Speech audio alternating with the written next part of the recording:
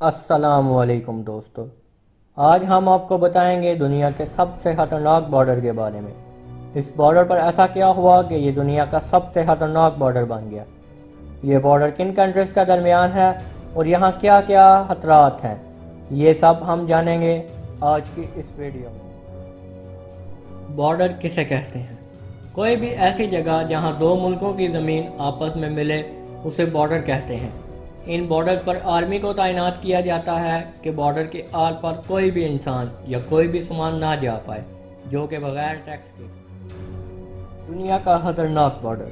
دوستو، اس چیز کے بارے میں تضاد پایا جاتا ہے۔ کچھ لوگوں کا خیال ہے کہ یہ بارڈر یو ایس میکسیکو کا بارڈر ہے، لیکن زیادہ تر دو اور بارڈر ہیں جنہیں خطرناک ترین بارڈر کہا جاتا ہے۔ ان میں پاکستان اور انڈیا کا بارڈر اور ساؤتھ کوریا اور نارتھ کوریا کا بارڈر ہے۔ Pakistan and India border. My curious fellows, Pakistan اور انڈیا کے بارڈر پر ہمیں کشیدگی دیکھنے کو ملتی ہے۔ ان دونوں ممالک کے درمیان اب تک 4 جنگیں بھی ہو چکی ہیں۔ سیاچن بارڈر پاکستان اور انڈیا کے بارڈر کا دنیا کا سب سے ہائیسٹ ابو سی لیول بارڈر ہے۔ کارگل پر لشکر کشی کے بعد سے یہاں ہر وقت دونوں طرف ملٹری ایکٹیو ہوتی ہے۔ اس کی 20,000 فٹ اونچائی اور یہاں کا ٹیمپریچر، جو کہ سردیوں میں اس جنوری میں ریکارڈ کیے جانے والے ٹیمپریچر کے مطابق -50 ڈگری سیلسیس اور گرمیوں میں یہ ٹیمپریچر -10 ڈگری سیلسیس تک ہوتا ہے۔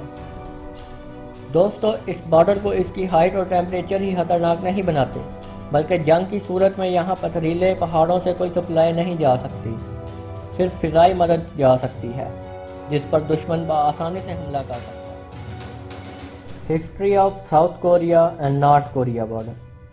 دوستو، یہ دونوں ملک ورلڈ وار 2 سے پہلے جاپنیز ایمپائر کا حصہ تھے۔ ورلڈ وار 2 کے بعد جب امریکہ نے جاپان میں اپنی ملٹری ایکٹیویٹیز شروع کی تو جاپان ٹوٹتا چلا گیا اور 15 اگست 1945 کو پورا کوریا جاپان کے کنٹرول سے نکل گیا اور آزاد ہو گیا۔ اب یہاں یہ چیز امپورٹنٹ ہے کہ کوریا میں 2 کالونیز آباد تھی، سو یہ جگہ نارتھ اور ساؤتھ کوریا میں ڈیوائیڈ ہوئی۔ Foreign interference in South Korea and North Korea. North Korea ایک کمیونسٹ ٹیریٹری بن رہی تھی جس کو چائنا سپورٹ کرتا تھا، تو کمیونزم کو ختم کرنے کے لیے امریکہ نے ساؤتھ کوریا کو سپورٹ کرنا شروع کر دیا۔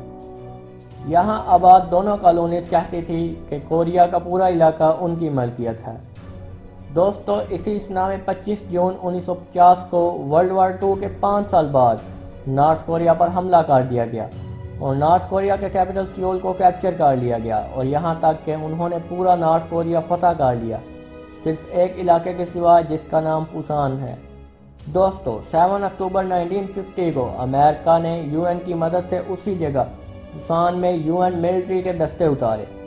وہاں سے چائنیز ملٹری نارتھ کوریا کی حمایت میں آ گئی۔ دوستو، کوریا کی زمین پر کوریا کی اپنی جنگ تو تھی، مگر اسی زمین پر 2 بڑے ملکوں چائنا اور امریکہ کی بھی جنگ تھی۔ یاد رہے کہ ان دنوں چائنا میں ایک کمیونسٹ گورنمنٹ تھی۔ خیر، امریکہ نے جب ساؤتھ کوریا کا ساتھ دیا تو نہ صرف انہوں نے ساؤتھ کوریا کا کیپٹل سیول کو واپس لیا بلکہ نارتھ کوریا کو بھی انویڈ کیا۔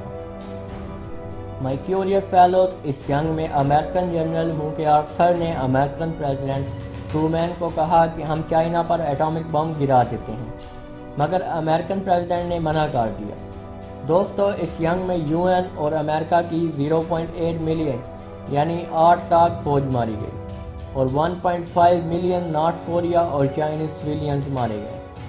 1953 میں نئے پریزیڈنٹ آئزن ہاور نے جنگ بندی کا معاہدہ کیا اور 27 جولائی 1953 کو جنگ ختم ہو گئی اور ایک بارڈر دونوں ملکوں کے درمیان بنایا گیا جسے DMZ یعنی ڈی ملٹرائزڈ زون کہا جاتا ہے۔ اب اسے کہتے تو ڈی ملٹرائزڈ زون ہے، مگر یہاں ہر وقت دونوں ملکوں کے درمیان ٹینشن چلتی ہی رہتی۔ مائی کیوریس فیلوز، یہ فیصلہ اب آپ کریں کہ کون سا بارڈر سب سے زیادہ خطرناک ہے، نارتھ کوریا اور ساؤتھ کوریا یا پاکستان اور انڈیا کا بارڈر۔ دوستو، اگر آپ کو ہماری یہ ویڈیو اچھی لگے تو ویڈیو کو لائک اور چینل کو سبسکرائب ضرور کیجیے گا۔